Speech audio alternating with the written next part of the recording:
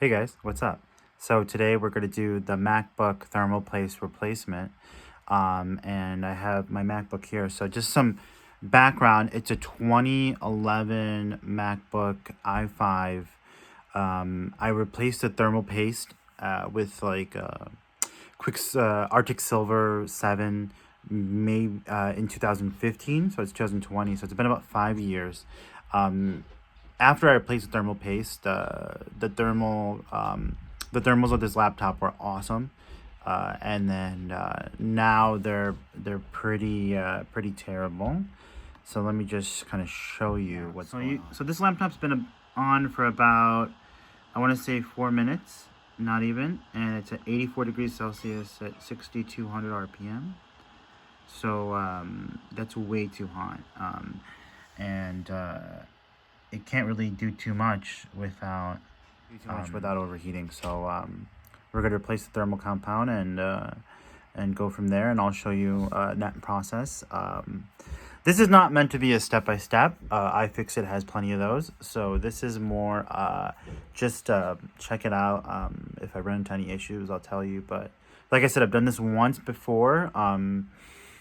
I thought it was like pretty difficult, but we'll see how I feel the second time around. 5 years. Guide says it's 3 out of 3 difficult, 20 to 35 minutes.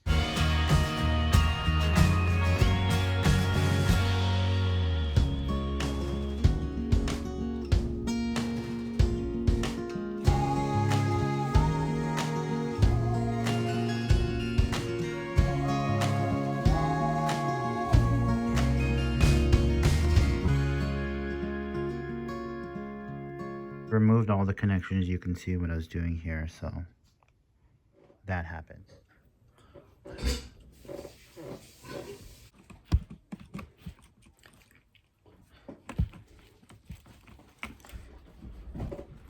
Ooh, come on, get out.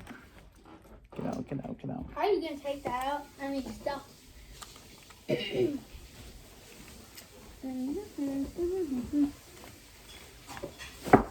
I don't know what this is.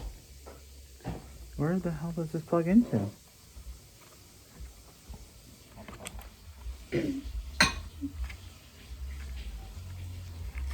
No, that needs to come out. Huh? No, there's no way. There's no way. It has to be plugged in somewhere.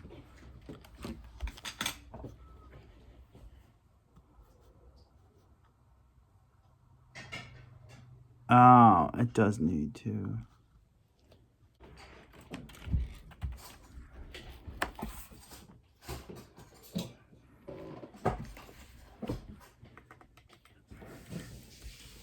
I'm gonna put it on YouTube.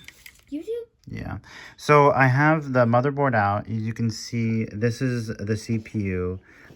It's behind the heatsink, so I'm gonna remove the heatsink, and then we'll go from there. But it was pretty much easy, not a big deal, and iFixit helped a lot. Not sponsored, FYI. Over 5 last time, and there was plenty of Arctic Silver. I wasn't anticipating this being bone dry, but now I'm super confused. I'm wondering why it's overheating, and now we might need to dig deeper if this doesn't work. As you can see here, there's a good amount of thermal compound on there and on the heatsink. So what's up? Why are you overheating, bro? I bought this Pad 8 by Thermal Grizzly. I cleaned off the CPU and the heatsink with some of this Arctic Silver thermal clean.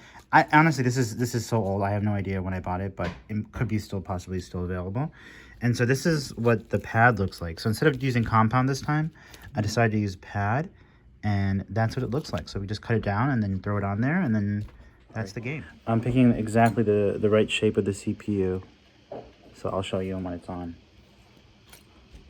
So now the thermal compound is on. It's like a Band-Aid. I think I did a good job fitting it. The top covering isn't off yet, so I'll take the top covering off. We'll put the heatsink on, the cleaned heatsink. Guys, I figured out why it wasn't the thermal paste. It was literally just this dust. Look at this. It's just grimy, and it was covering the fins. That was it. That was the whole issue. Okay, there was a clump of dust. This was what broke the computer. Oh. That's it. That's the part. That was it. Just too much dust in here, and the air could not move. Is that possible? I didn't even think that was possible. Apparently it is. That's weird. Weird for sure. Okay, let's see if I destroy this laptop. What time hurt, man? I did not. It's not broken. Hey, what's up, guys? So essentially, I replaced the thermal paste, and like you saw, that the Arctic Silver wasn't completely gone. It was actually pretty good in where it was, even after 5 years. So I was like so confused why the MacBook was overheating, and then once I turned the MacBook on, I was even more confused because it was just overheating even more, maybe even more so.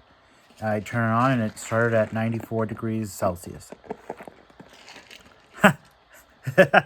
People hate when you drink on camera. I don't know. That's like a thing from the comments. Sorry about that. I apologize. Anyways,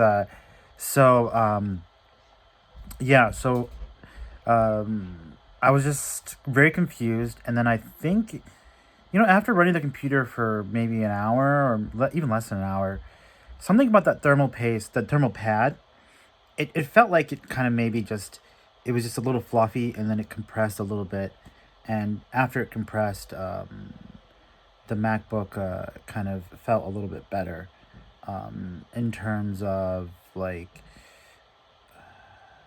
heating and performance, and you can see it. I'm just watching some YouTube, and we're at 43 degrees Celsius. The fans are at max. I set them at max, and you'll see that the cooling is not perfect. So let's see. Let's go. We'll drop the fans down, and you can see in real time that, well, maybe not. Awesome. I thought it would spike immediately. So it appears that the thermal Grizzly just needs some time to bed in, and it jumped back up to 70 degrees. Yeah, it just needs some time to bed in, but after that, it's golden, and that's freaking awesome. I love that. And hopefully my nephew will love his MacBook. He's never had a computer before, and he's 9 years old, and this is his first computer, and that's dope. Hopefully he likes it. Hopefully it doesn't break, and it's durable, and he doesn't get too much trouble with it. All right, guys. I hope you guys enjoyed this content. It's not a step-by-step. I would say it's just more show you like the process I go through when I'm just doing things, and I hope you guys are entertained by it. If you do want more information, iFixit is great. iFixit is such a comprehensive resource. I wouldn't even make any redundant content. And then Thermal Grizzly, it was so easy to use. I didn't look at the instructions. What a fantastic product. It looks like the thermal capacity is about the same as Arctic Silver, but over time, we'll see. That same thermal Grizzly is going to go on my Lenovo, which I'm actually gaming on. So I'm very interested to see how that goes. And there's no instructions on how to take apart a Lenovo, so that should be even more interesting. Outside of that, I just thank you guys for watching. If you need to get some thermal Grizzly, I have the link below. We'll follow up with this if anything changes, if a laptop needs some other issues. But I think it was a combination of too much dust in the heatsink and no airflow going through, and maybe slightly old Arctic Silver. But let's not trash Arctic Silver, because like I said, it did not evaporate. It was, when I took off the heatsink, it was still juicy underneath. And it was good. It's a great addition to this old laptop, and we'll see if I'm going to use the rest of the product. There's a ton of product, so I'm going to use the rest of it, and we'll see how that goes.